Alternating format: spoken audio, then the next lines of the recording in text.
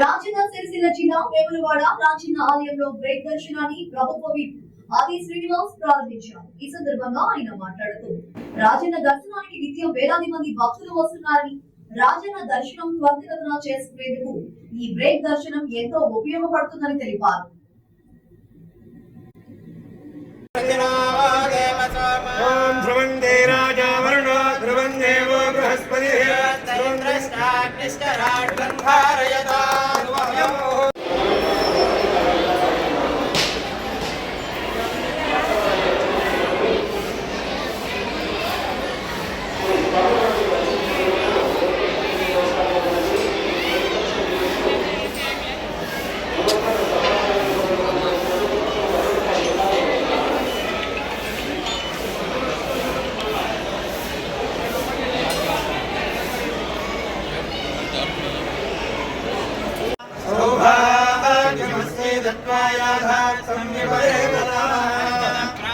प्रियमेधासो अर्चना